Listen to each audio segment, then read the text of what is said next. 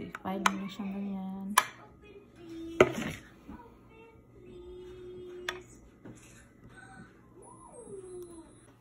Hello guys, today ay gagawa ako ng grahams, mango grahams. Ayan yung mango ay biniblend ko yung mango. Para may iba naman. Ayan, yan blend ko siya. Hindi ko ginamit yung blender. So, ginamit ko na pang blend yung pang vegetable talaga siya. Tapos ito naman yung milk, cream, saka yung condense. Yan, pinagsama ko. So, ganito lang siya guys. Tapos natin yung grahams, tapos lagay natin yan. Patay lang natin dyan. Yan. Ito natapos siya.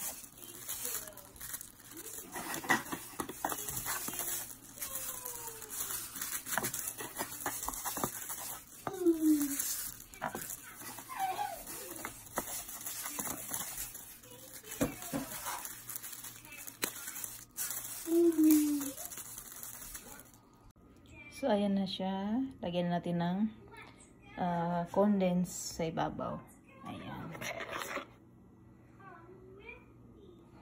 So, ayan. Natapos natin. So, next naman natin ilagay yung mango.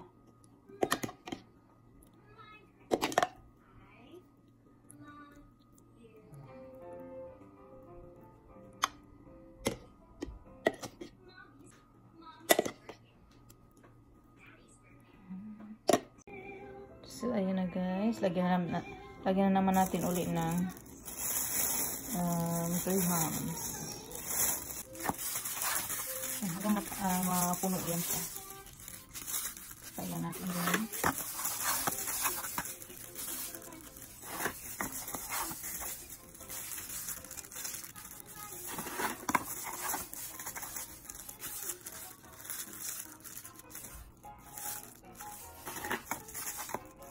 So, ayan na guys, puno na siya.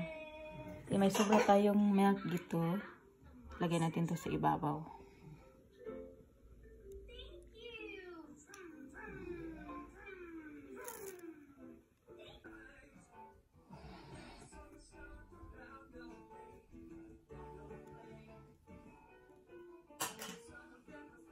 So, ayan na guys, tapos na. So, ilagay natin to sa ref.